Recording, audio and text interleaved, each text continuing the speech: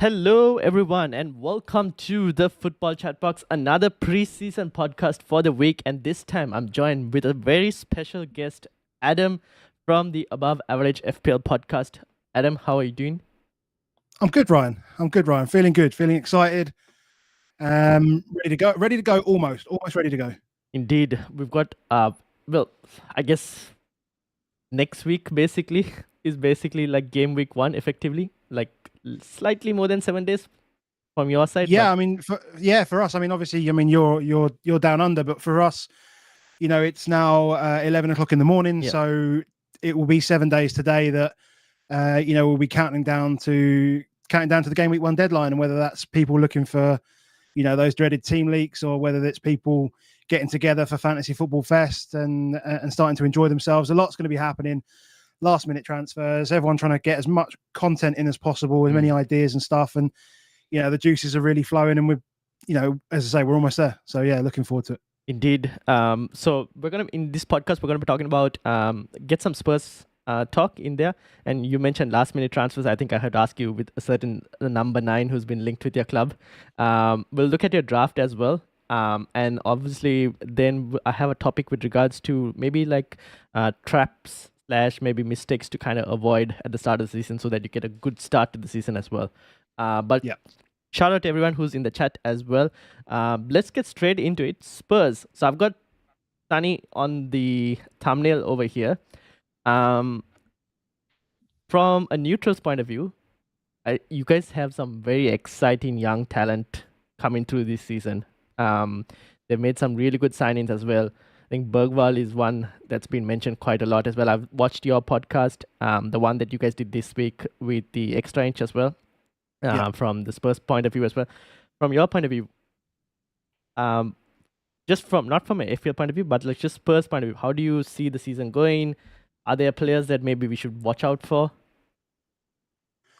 So yeah, I think what's good is being the second season for Postecoglou. I think we now know kind of what to expect in the way that he plays the game and the way that he sets up the team. We understand it's going to be aggressive front foot football, and there's going to be a lot of working down the wide areas to generate chances through cutbacks, etc. I think fans, we're seeing that. I'm sure opponents are well aware of that as well, but hopefully it's a case of like, what can they do, and they can't even stop it, even though they know it's happening.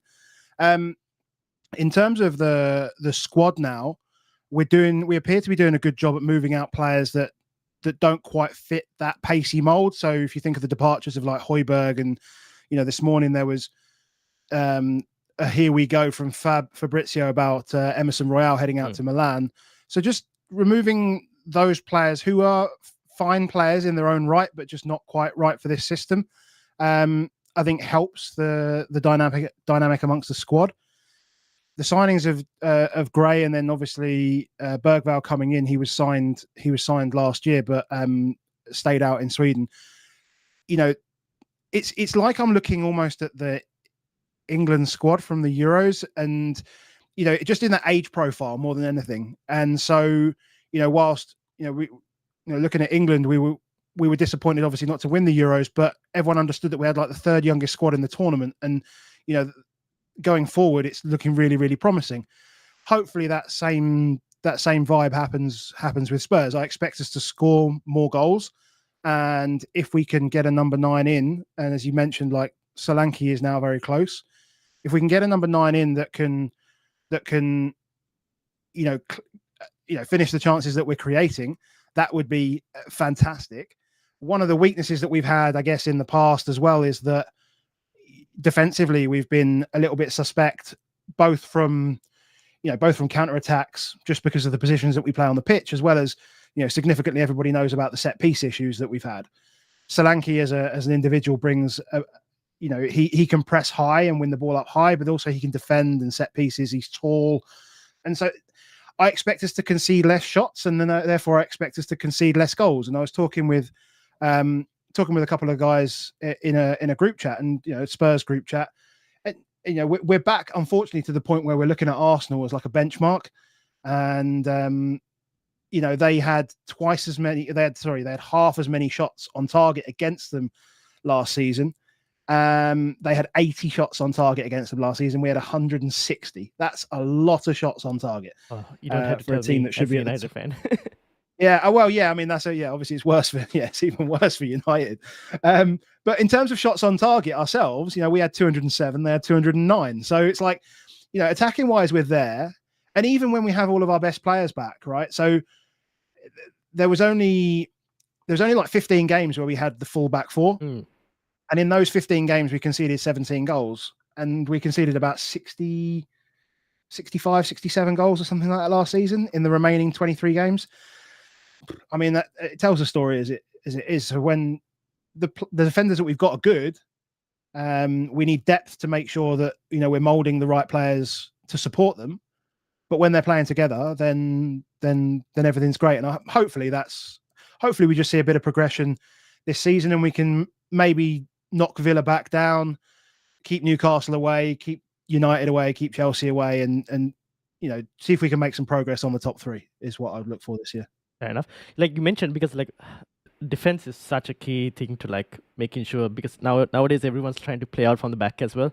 And when you don't have those defenders who can play out from the back, you just invite pressure to yourself as well. And that's something that from United, when we lost Martinez for the season, you just don't have anyone who can play out from the back. And I guess from y'all's point of view, you had injuries to fullbacks last season. Then Van de Ven was also like missed out, and he was a key. Like he had such high like recovery pace to be able to. It's mad. Yeah. So that when you lose that as well, you effectively either have to play deep and then you invite pressure, or you try to play high and you don't have anyone who can recover back to get that as well. So hopefully, I guess this season, if the backline stays fit, you'll have really good options. Now, last season's left back, I guess Destiny was the one who was the main player, but he still hasn't played preseason, if I'm not mistaken. And correct. So he hasn't played, but but in a press conference in the last couple of days, Postecoglou said he's back in full training, as is Richarlison. So as far as like fitness wise, I think we're all back. So then Jed Spence on that spot, he's not going to hold that spot for too long, or do we expect competition, rotation? So I'd expect Destiny to be the number one, and obviously Jed went on loan last year. And did all right on loan.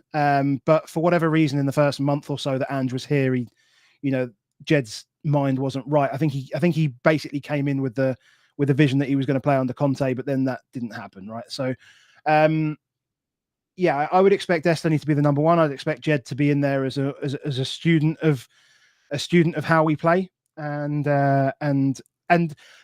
all these guys that we're saying that maybe like deputies to fullback. So you might say like Archie Gray is a deputy to Pedro Porro, Bergvall maybe to Maddison. Like these guys will all get serious minutes in the Europa League, And if we're to believe that these guys should be knocking on the door for the first team, I'm excited to watch them in Europe and see how they get on. Yeah, fair enough. Now, from an FPL point of view, on your defense, I'm all about the Pedro Porro train. I think you guys have sold me that. From listening to you guys, Planet FPL. We've tried to sell it. Yeah, I'm all sold for it, because I look at that first two fixtures and I'm like, yes, he scored the most, I think, for a defender in pre-season. He's already got 2 goals there, so I'm on that train. But I guess anyone who's looking for goalkeeper, probably not, right?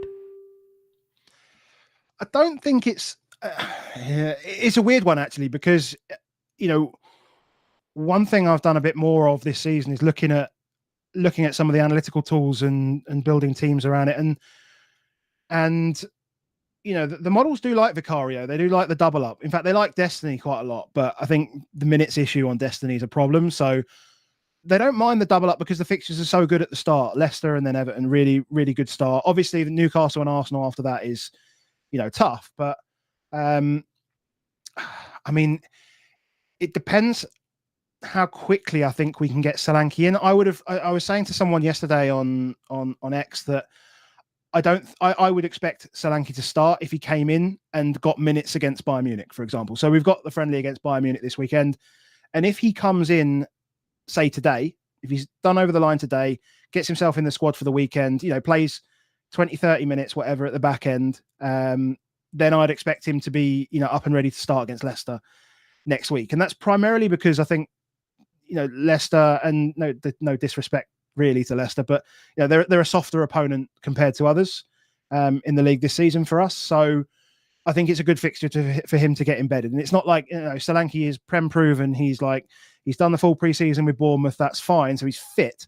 It's just a case about understanding what Ange needs him to do. And if he's about to move, let's not pretend that he's not sitting there watching videos about how Tottenham attack and what might be expected of him. Right? These guys aren't just idiots. They do study what they need to do on a football pitch. So I'd expect him to be already learning.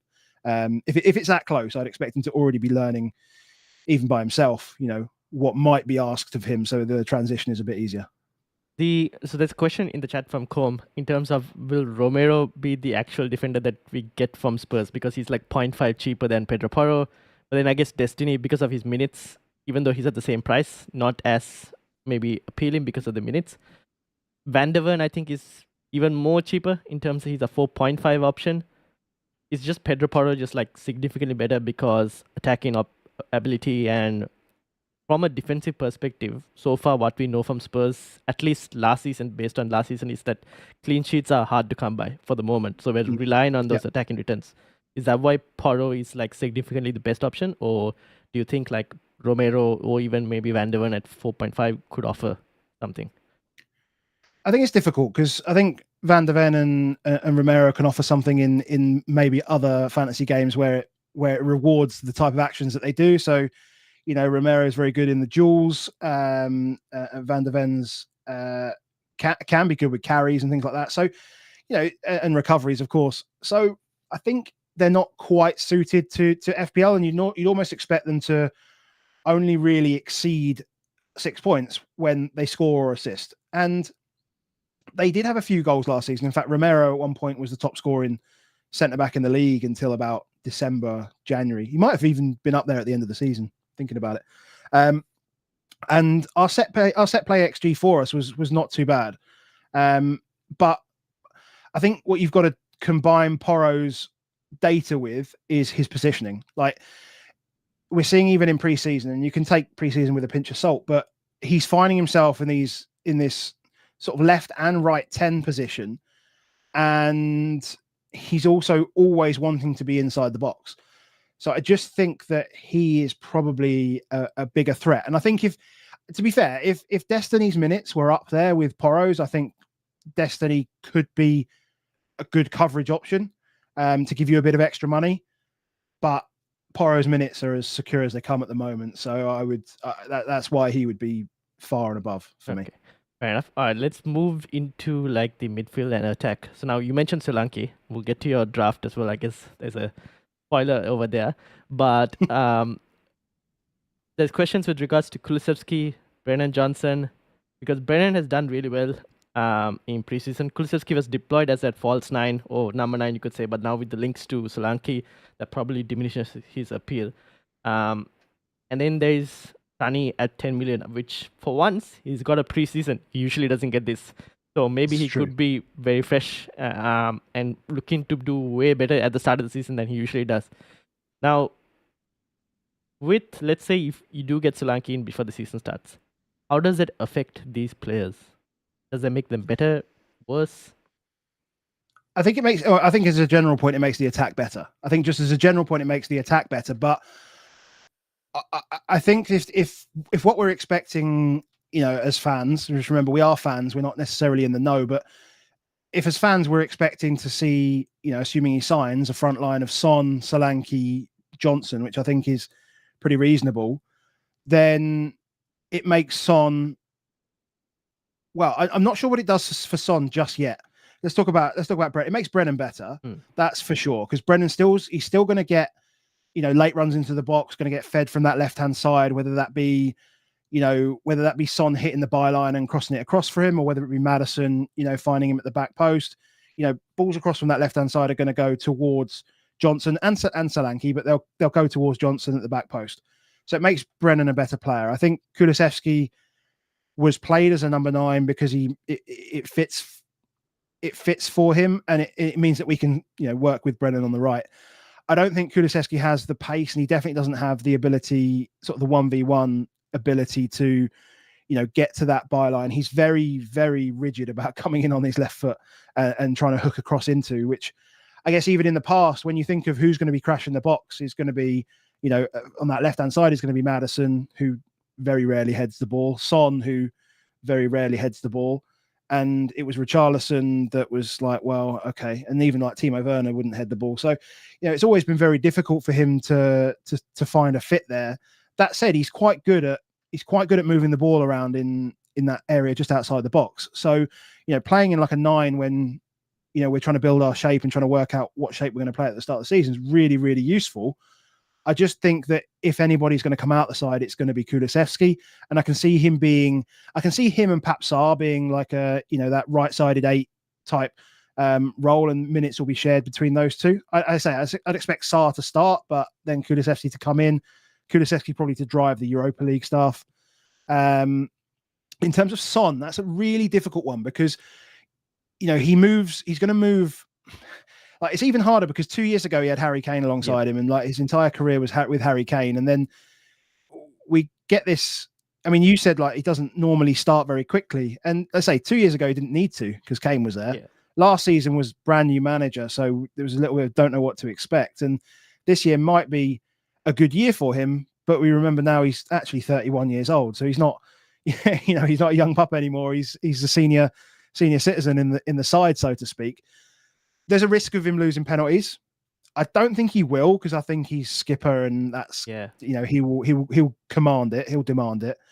But there's a risk. But at the same time, it could improve him because Solanke can find him in spaces on the edge of the box where he likes to take a shot. Solanke's link-up play is pretty good. Yes. You see him last year with like Enes Ünal and Semenyo. Like he's got a good understanding about working with like wide forwards. So he could be really, really explosive. I haven't really hung my hat on that, whether I think he's going to be better or worse, but I wonder whether he's going to be about par where we expect Son to be, which is obviously a really good finisher, and he'll score points, right? Yeah, fair enough. So yeah, because at the end of the day, he is still probably the best option. Like he'll get like a 200. He's like a 200-point player. When you start the season, you go Son 200-point player, midfield as well. If you can because when Kane was there, as in terms of the hold-up play, and then you see Son run behind him as well, right? Because of the through balls. And if Solanke can do the same thing in terms of a link-up play, holding up the ball for Son to come off and pick it up from him and score, then that probably helps Son even more. I guess what we might see potentially is maybe his assist count goes up, because now you have a proper striker in the box going to be there to finish the chances that get created as well, potentially. Yeah, I mean, I think an important point you said there was that if you were to value everybody as the same, right, from a pricing perspective, and say it was irrelevant, Son's going to be the top point scorer in the team. I think I still feel that's going to be the case. If Solanke comes in, I don't think he's going to be too far behind him, but remembering that Solanke gets less points for a goal, he's not going to get the clean sheet points that he may help contribute towards that Son will. So I think Son's still going to be the best asset that we're going to have. From a value perspective, that might just be, you might find more value from Solanke. You definitely find more value from Porro, and I'm really Maddison curious at the moment, seeing how I can fit him in as well. But it all feels a little bit heavy and a little bit fan biased, what I'm trying to do at the moment. But we'll see. We'll see where we end up next week. Okay, so just before we go to your draft, Maddison thing. Now that's a very good question, because like he started off really well last season, was in my team for a long time, and at one point I was like, this guy could be a season keeper. Then obviously injuries happened and whatnot, and he fell off that. And the talk I've been listening to from just like Spurs and just like match reports and all, it seems like Bergwall looks better in that spot. Do you expect him to take over that role over Maddison, or do you think Maddison will start for now and then see how it goes after? I think it's Maddison's role. I don't think I'm as confident as the extra inch boys were on Maddison's minutes, because they were. I mean, don't get me wrong; these guys are very knowledgeable and they're probably right. But I think that Maddison's minutes are less secure. Bergvall is obviously exciting because he's doesn't have those scars, right? He doesn't have the memories of things going wrong for him that Maddison probably does. And he's fresh, he's raw, and he's confident. He's really, really confident. And I have to be very careful who I say this to, but he really, really reminds me of Odegaard, and that's kind of a lazy. It almost feels like a lazy comparison because they're both from Scandinavia, right? And also the blonde hair, I guess. but just in the way they play and the way they move the ball around the pitch, it's pretty similar. Now we don't know what his goal output's going to be like in the Premier League, but I like him as a very, very tidy footballer. Probably needs to grow in a bit of stature and a bit of size just to help him, deal with the physicality maybe of the Premier League a little bit. But that he may develop to a point where he's too quick for most of the midfielders around him anyway. So we might see that. I think initially, for the horizons that we're looking at, which is most people are looking at a game week 4, game week 6, game week 12, wild cards. I mean, in terms of those horizons, for me, Maddison starts every game while he's fit, basically. Yep. Fair enough. Okay, let's go to your draft then, because you've got. Let me read this for those who listen in the audio as well. So you got Sells in goal. With I guess it's Brighton backup or keeper maybe. No, he's at Everton. Oh, okay. João Virginia's at Everton, yeah. Okay, Everton backup keeper, just for a 4.0, I guess, spot. Yeah, just a 4.0. It doesn't matter. That could be anybody. It could be Fabianski. It could be whatever. Yeah. You got big at the back, effectively, with Trent, Gabriel, Porro, Robinson, and Howard Bellis as the 4.0. In midfield, you've gone for Maddison, Eze, Gordon, Odegaard, and Smith Rowe, who just recently got a goal on his debut. And then up front, you got for Solanke, Muniz, and Haaland. Talk to me. What's the plan? Well, so yeah, I'll talk to you, but I put this draft together about 20 minutes before we came on. So, I mean, the reasoning really here is there's two things. So I'm thinking about a long wild card, but my mind at the moment is on early wild card. So this is kind of focused around like a game week 4 or game week 6 wild card.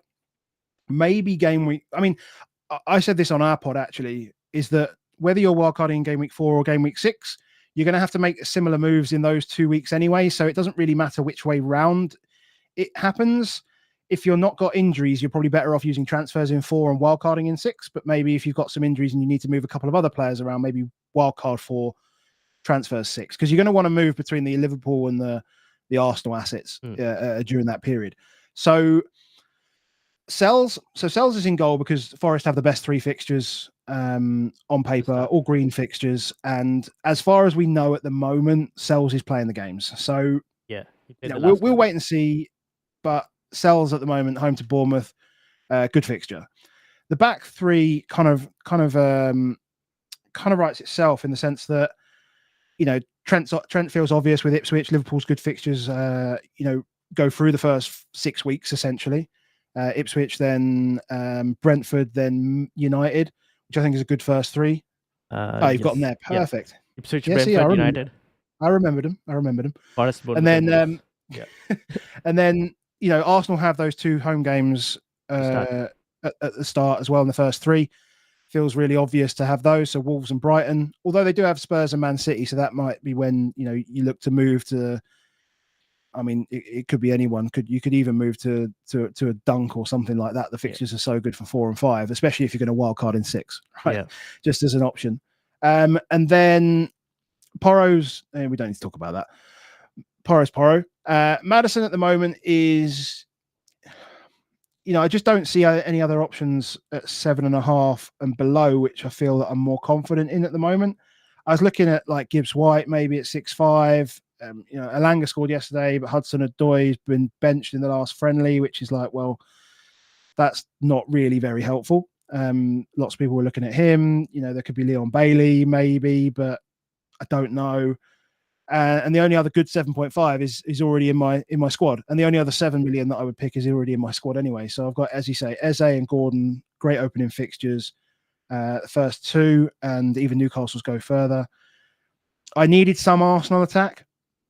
So Odegaard comes in again, 8.5. That's better for sort of a longer what Odegaard does over Bruno is he solves a game week 3 issue. Yeah. Because obviously Bruno has Liverpool and Odegaard has, who does he have? Brighton. Yes. Yeah, I've got the fixtures now on my phone in Okay. front of me. I can I can remind myself. And then so Solanke, obviously that's on the provisory that he's a Spurs player, Yep. and he's got Leicester away on the first game of the season. Muniz, Fulham have probably the best set of fixtures in the first 6, if you were to be relatively objective. So United, Leicester, and Ipswich, I think, in 3. Yeah, West Ham, Newcastle, Forest. Yep. Yeah, so really, really good, strong set of fixtures. And as you say, I've got Robinson. I mean, Haaland's Haaland, right? Yeah. Haaland is Haaland. There's also another reason why Haaland's in there, but Haaland's Haaland. Yep. Robinson and Smith Rowe. It looks really, really bold having this Tottenham triple and Fulham triple, where it feels like the good opening fixtures are in Arsenal and Liverpool's favour. But again, 5.5 million. Like, is it really that important? And again, their fixtures are really good. So if you think like Eze's got Eze's got Chelsea in 3, and Porro's got Newcastle in 3. You swap those out for Smith Rowe and Robinson, who've both got Ipswich in 3, and you go, that's cool. We can just swap them over. That's nice. And you don't have to think about that. Haaland is also in there because for me, he's a legitimate triple captain option in game week 2 against Ipswich. He's probably a legitimate game week 1 captain as well, based on how Chelsea are defending. There is that.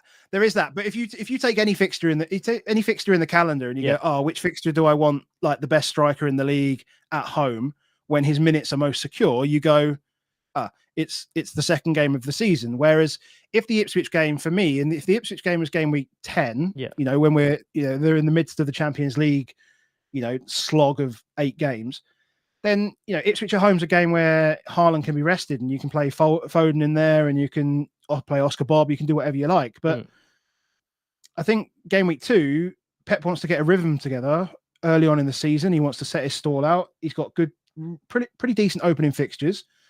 So, he's going to want to go hard on these games. And goal difference is a real thing at the end of the season. And this could be a game where they go and try and win 5-0, 6-0. It's just one of those. Fair enough. And even if he comes off at like 60 minutes, by the time he comes off, it's normally damage done at that point. Yeah, true. The with Maddison, would you prefer Brennan Johnson instead, or it's just like Maddison, you have like a gut feeling in terms of him?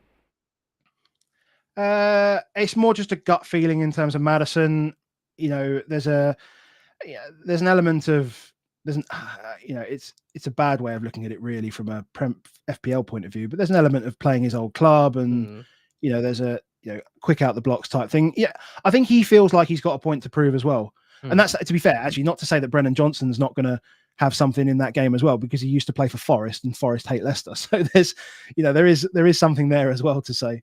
But I think I just trust Maddison more, I would say. With just as we've gone live, I've seen a tweet from Paul O'Keefe. Spurs have agreed to pay Bournemouth 57 million for Dominic Solanke with 30 million upfront.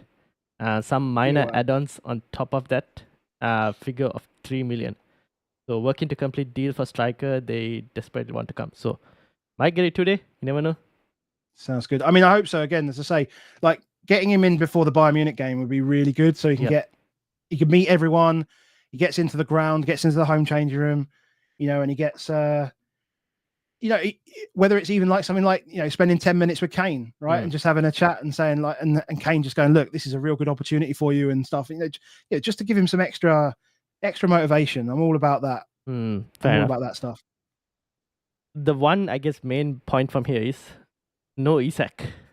And I guess you're going with Gordon, but then are you worried that Gordon still hasn't played preseason? Obviously, Newcastle have another game coming up, but is there a chance that he might not necessarily start game week 1, given that Barnes and Jacob Murphy are playing, and Isak is like one of the captaincy options for game week 1 as well?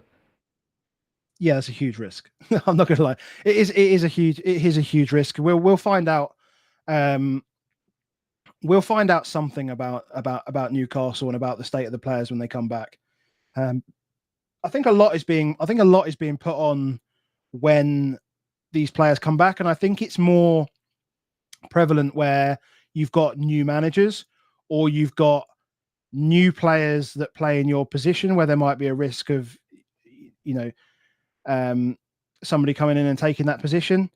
I don't know actually, but Barnes is a pretty sound understudy to Gordon on that left hand side, and Jacob Murphy's, you know, utility man. I don't say utility man. That's probably unfair on him. What I would say is he does do really well when he comes in. I'd say he doesn't really provide a detriment to that squad. Like where some players come in and you can tell that they're not the first team. Yeah. I think Jacob Murphy comes in under the radar as someone that just sort of fits in and does well. Yeah, fair enough. Okay, so anyone you're missing that you think you would like to have here, apart from maybe, let's say, not Isak, but like Liverpool attack? Yeah, obviously I'm missing. Obviously, yeah, it hurts. It's difficult not owning Salah. Chelsea's a weird one because their fixtures are so good from game week 2, knowing and Cuckoo. I feel like you should have a piece of it, but at the same time, their fixtures change again in game week 12. So they start off really nicely, and then they have a run of about 4 or 5. Can you pull up the fixture ticker again just for a second? Because you've got to 8 there. So the Chelsea fixtures from in 8, 9, 10, 11 aren't fantastic, but then from 12 onwards they have a really nice run. So I think there's an opportunity to actually just watch and wait and see, because if you notice in the first 8 they're not playing any promoted sides. No, but that's why I was like, by this time I've only got up to 8 because I'm thinking people might have wildcarded by this time, like come game week 8 effectively. That's true. But at the same time, that's why this season's going to be so much fun, because if you wildcard by game week 6 and then you do nothing for 4 weeks, then you'll have 4 transfers. Yeah, and that's another mini wildcard. It's like it's basically like a mini wildcard anyway. We used to talk about, you save a transfer in game week 2, you do a mini wildcard in game week 3, which is a -4 or a -8, and then you set yourself up to try and navigate the rest of it. Now you can build up to 5, and you can build it through the wildcard. So let's say, for example, you build up 4 transfers by game week 5, and you might have used a couple, so maybe let's call it 3. Yeah. And then you wildcard in game week 6. You come out of game week 6 with 3 transfers. So 7, 8, and 9, you're maxed out already, and you're like, okay, cool. So I can still change half my team for absolutely nothing here. So I think it's going to be really interesting to see how people work with the 5 transfers. Yep. And I think a lot of people are saying that we've never got ourselves into a situation in the past where we want to roll a transfer that many times. Like I don't think I've ever burned a transfer, right? Yeah. Let's put it that way. So I've never actually burned a transfer, because you always feel like you need to do something. But now if you don't need to do something and you benefit further down the line, then I mean, we could see huge divergence in teams this year. I think that's why I feel like it's going to be fun. I think the template's going to be really a bit lower. There's not going to be one single. I think there's going to be like 3 or 4. Yes. I think it's going to be like 3 or 4 mid-sized templates that like you're on one of these things, and it could be quite interesting. Yep, fair enough. Okay, there are quick few questions for your team. One is from Hillbilly. Any concerns about your midfield being so close in price? I guess that's from like a price perspective.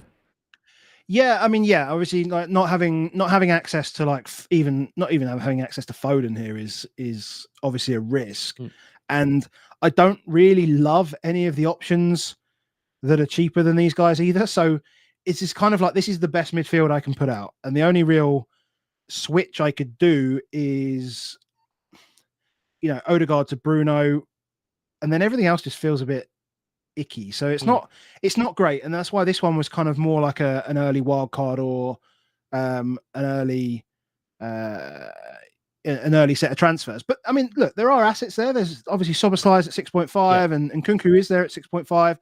So you can move down from Gordon Madison to that, and then you open up a bit more with Odegaard.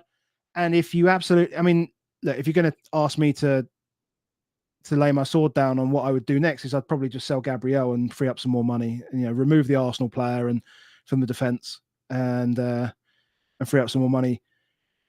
Game week 6, I'd probably reverse that and take out Trent, and then that would be my money grabber, and I'd put Arsenal defender back in to then get to, I don't know, whoever I wanted in midfield, whether it be Foden or whether it be Son or whatever it is. So yeah, it's not ideal. It's not ideal. It is a bit risky having not being able to jump, but I'll be setting up my team next week with the plan to not have to jump. Yep. And I'm going to try and be. Well, we'll talk about that. We'll talk about that later. But I'll try and be a little bit less reactive. Okay. All right. I'll quickly show mine as well. So I had a slightly different draft on Monday. No, Monday, Tuesday.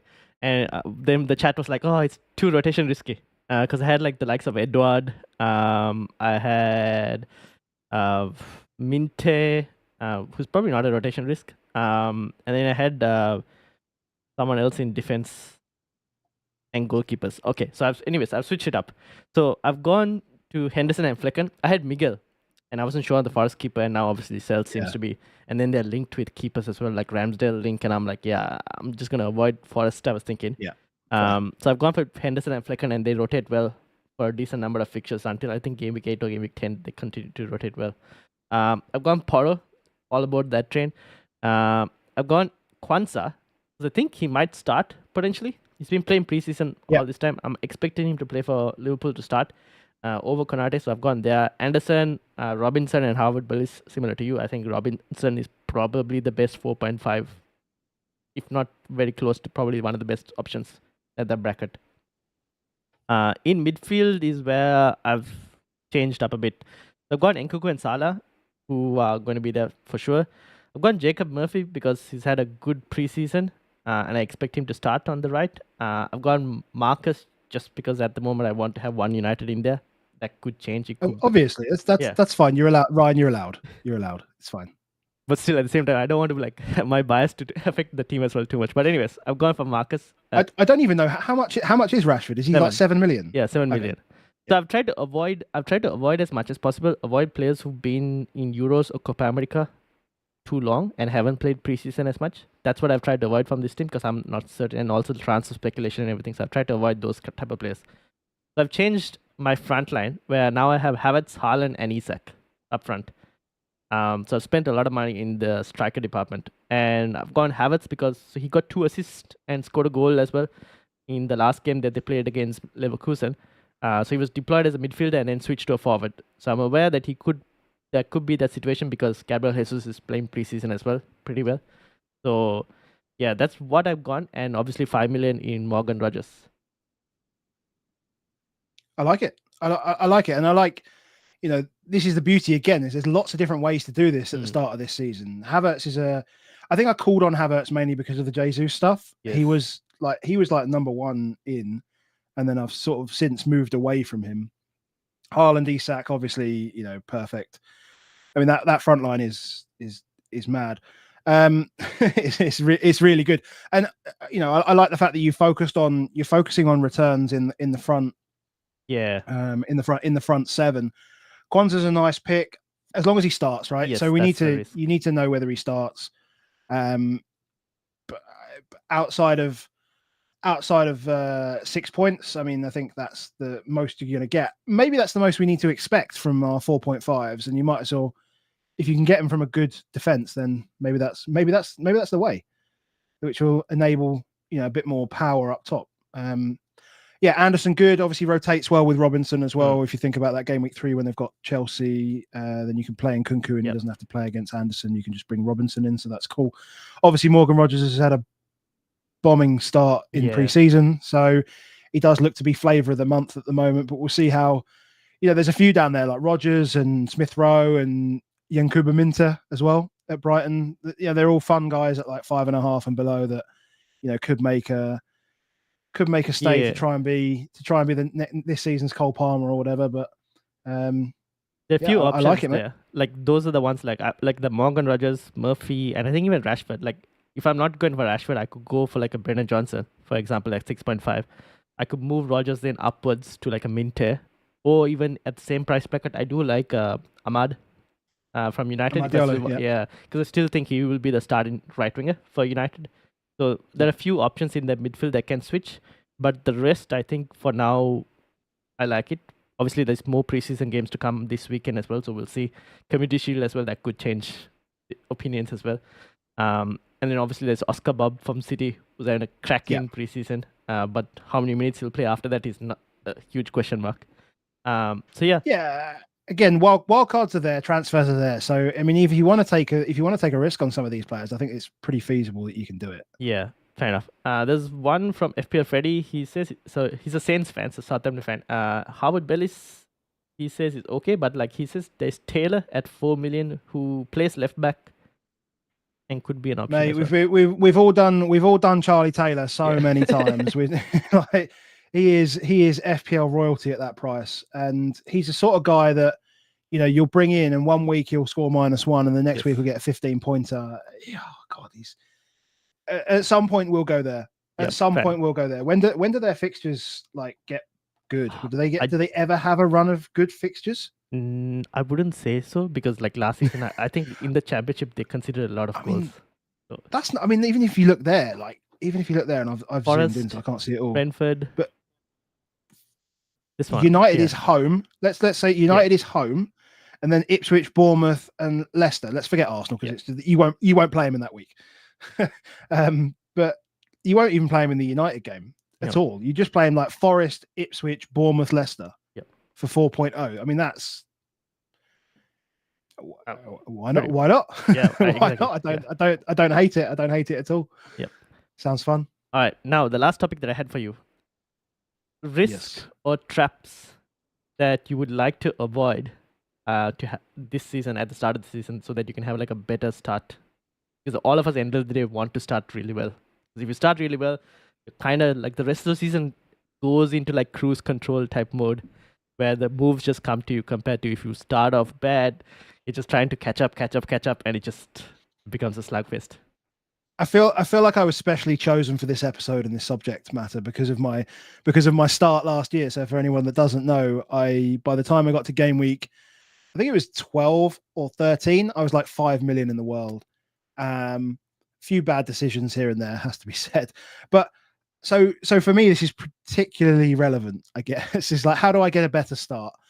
I think what I need to do, and I probably say this most seasons, and I still can't quite get myself away from it, is I need to be less reactive and more accepting of the fact that my players aren't going to score double digits every week. And it means that every transfer I make, I'm not bringing in a guy that's going to double digit in the week that I'm going to get him. And, for him to get 2 points is okay, because he creates an opportunity or a path that I can take in another week that is better than the one that I'm on at the moment. And that's what I think we need to, or I would recommend looking at. And, in some ways it does mean that you probably want to look at some models, I would say.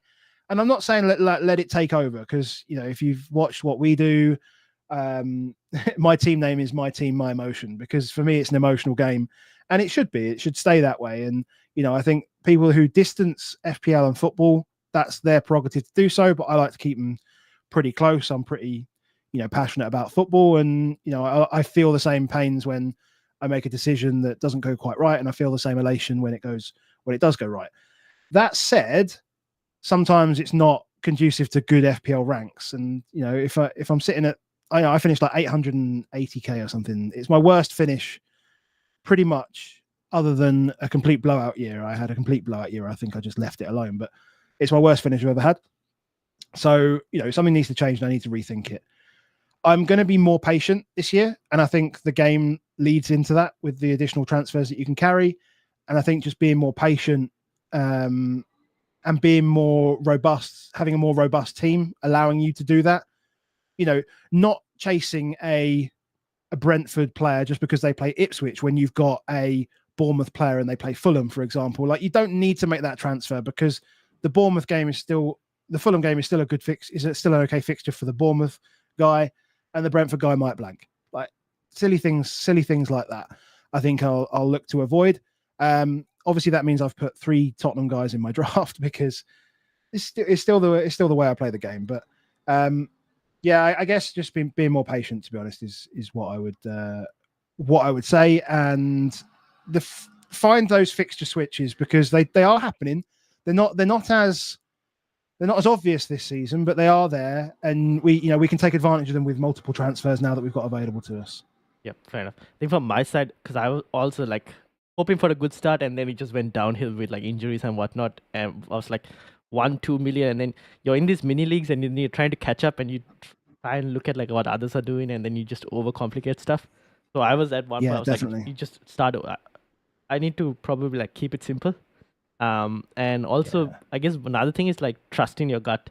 Because we consume a lot of content on X, we look at a lot of stuff as well, and then you get sucked into this like tiny bubble that is X, or even like YouTube content, and you think that everyone's going one way, and then just the fear of like EO and everything takes over, and you like then the results come, and you're like, why did I do this? That's something I'm looking to do this season as well, which is like more trusting my decisions, without like going with the herd as well at times. So we'll see. Yeah, I know what you mean. I think there's something to say. I think there's something to say, and I can't remember who said it, but a few years ago, someone said like the groupthink does exist, and it's fair to say it's okay to say you want to go against it, but just remember that like generally like people aren't stupid. So if most of the people think that starting with Salah is a good idea, it's probably a good idea, right? That's not to say that you can't make up the value elsewhere. There are opportunities to do so in different ways. I mean, nobody's looking at triple Arsenal defense. Triple Arsenal defense will probably outscore every other combination of defenders, right? So if you're going to lose out by say 5 or 6 points in your midfield, but you're going to gain by 4 or 5 points, maybe 6 points in your defense, you might have players in the midfield that can trigger a higher spike, a higher variance compared to what they're expected to score. So actually, that might be the way to do it.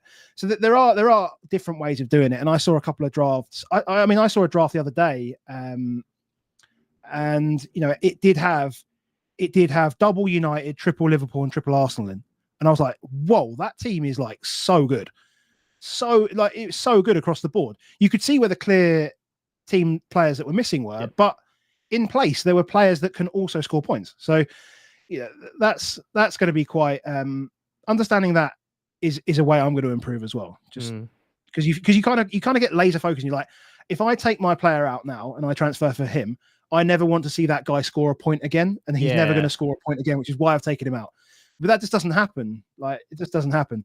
You're talking to a guy who took out Jeremy Doku last year, and who went and scored 20 something points after a -8 him out. I'm also talking to a guy who captained Guardiola as well. Precisely. So you can get both. You get it both ways with me. You get it all every which way with me. That's how I do it. Indeed. All right. So just before we end, final few questions from the chat. Billy Billy is saying, I'm tossing between Havertz, Solanke, Son, Saka, Porro, Gabriel. Would you go all in on one team or get a few from each? So you're asking me to choose between the Spurs guys and the Arsenal guys? Yeah, probably the wrong question. Is that what we're doing here? So I think I would probably, if you were to give me those three, I would go Solanke, Saka, Porro. Yep. I would probably go Solanke, Saka, Porro. I don't think I'd want Solanke and Son. I don't know. Probably wait and see on Son. I would go Solanke just because of the price he's at, is what I'm thinking. I think that's right. I think that's fair. And then Porro is just better than Gabriel, price and also attack and output. I think so. And also, I feel like Gabriel, there's potential risk in terms of rotation, possibly with like the signings of California and all of that. Yeah, I mean, Arsenal do have Arsenal have options, right? Arsenal have options in that space, whether it's Timber's around and Zinchenko's still around. So, they can fiddle with those two positions. They can also pull, in theory, they could also play Timber at right back, I think, and then they could pull Ben White to right centre back. They could play Saliba left centre back, and then they could play Calafiori on the left. So they not only do they have options on that left hand side, they have the ability to move their defense around completely, actually. So whilst I still think that Arsenal defense are a good defense, as you say, there is just, if you're going to go all in, I just think there's a touch more risk. Yeah, which might be fine, but fair enough. We'll see. Leon Bailey or Nkunku? It's tough because I feel like Nkunku's going to have a really, really good season. Bailey, he probably will get more minutes now that Diaby's gone. But if Morgan Rogers is hanging around, I'm not sure positionally how those guys. He's left wing, I don't know. right wing. I'll be honest. I don't know Villa well enough. Yeah. Bailey play on the left. Bay on the right, I would assume. Bailey would play on the right. Yeah, but my more concern is the Champions League and Unai Emery rotation and whatnot. There's definitely a depth issue there, which I don't think. I mean, if you want to talk about a depth issue, Chelsea don't have that. They've got about 300 players. But Nkunku should have a good season. He's got back from injury now. He's got something to prove this year. He's an excellent player, and he was phenomenal at Leipzig before he turned up. And I think he's going to have a good season. But we'll see what his biggest thing is how he will impact Palmer and how Palmer will impact him. And also whether Nkunku plays in as a 10 with Jackson ahead of him, or whether he actually just replaces Jackson in that 9. I mean, who knows? Because again, new manager now. Yeah. So you've got new manager, new striker. You've got new system of playing as well. Yeah. New system. Exactly. That's what makes Palmer almost a riskier pick to start with. We're not questioning his quality, but because he's coming back late into a side that's already learning how to play, he will adapt quickly. Let's not pretend he won't. But it could be a little bit different. He's also coming into a side where a manager wants more structure compared to where Poch gave him more free will to play wherever he kind of wanted. So that also, I don't know how it'll impact. But yeah, we'll end on one note from Com, with regards to, he's like, if you have a good thought process, but it leads to a wrong outcome, that will happen a lot, but it also goes the other way as well. So, yep. I agree with that, but at the same time, you are allowed to beat yourself up a little bit. It's okay. It's remember that this is a free game, and if we treat it that way, then you can be annoyed, and then you can just get on with your life, and everything's good, and come back and make another bad decision next week. It's all good. It's all good. It's all good. Anything to plug, Adam, before we end? No. Well, I mean, obviously, I mean, you can come and thanks for having me on, by the way. Firstly, it's always good to chat to you, and it's always great to see you in the chat as well for our podcast. So for people that haven't maybe made their way across, we are Above Average FPL, and you can follow us pretty much on all the socials. Less on Instagram. Well, in fact, nothing on Instagram, but X, and we just chuck our shorts on TikTok as well, but mainly on X. Myself, and then Baker, who is at Baker FPL 343. I'm at Above Average FPL. We'll be at Fantasy Football Fest, which is in London in the UK, next Friday, the 16th of August for Game Week 1 deadline. And we'd love to have you along, and you can chat to Ryan in our chat if you really want to as well. So it's all good. Indeed. And obviously you can links will be in the description for Adam and the channel as well for Above Average FPL. Also, make sure if you've reached up to this point, hit the like button, hit the subscribe button. We're closing in on 800 subscribers. I think we're like 3 away or something. So hit the like button, smash that subscribe button. And thank you to everyone who's been in the chat. And thank you to Adam as well. Hopefully, sometime later in the season, I'll try and get you on. But thank you very much for this opportunity. My pleasure, mate. My pleasure. Really enjoyed it. Awesome. Thank you all, and we'll see you later.